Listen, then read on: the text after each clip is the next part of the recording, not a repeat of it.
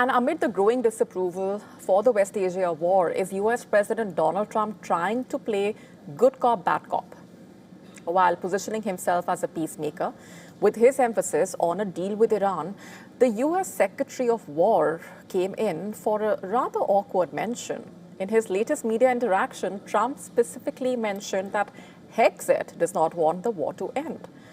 According to the US President, Hegseth and General Dan Kane were the only two people who were disappointed to hear about negotiations with Iran.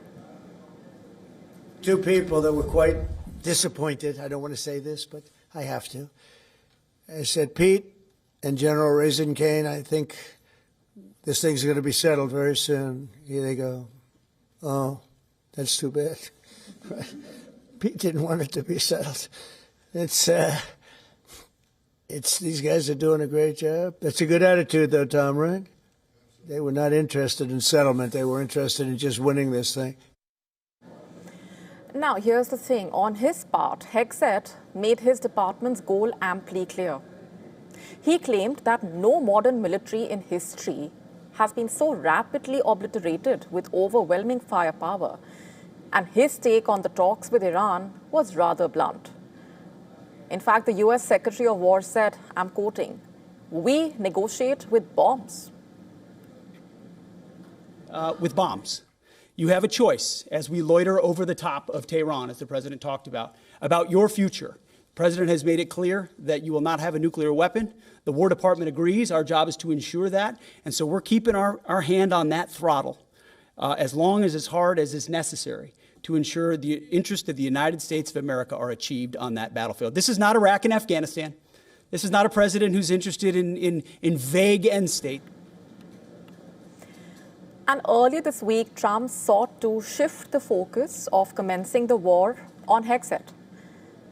He said that Hegseth was the first person in his team who suggested attacking Iran when he consulted the senior administration members about the situation in the region. Now, these statements also assuming significance in the light of the rising anti-war sentiment among Americans.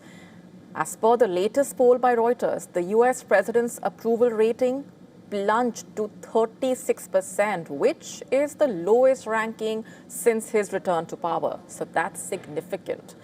That's not all. Around 61% people expressed their disapproval of the US strikes on Iran. So that's the sentiment on the ground in a way. And Trump and his team's latest narrative when it comes to Iran also raising another question. Is this an attempt to extricate the US president from a conflict which has spiraled out of control in a way? With Tehran's unrelenting stance on the negotiations, the future course of action by the US will be closely observed. To stay up to speed with the latest news, download the WION app and subscribe to our YouTube channel.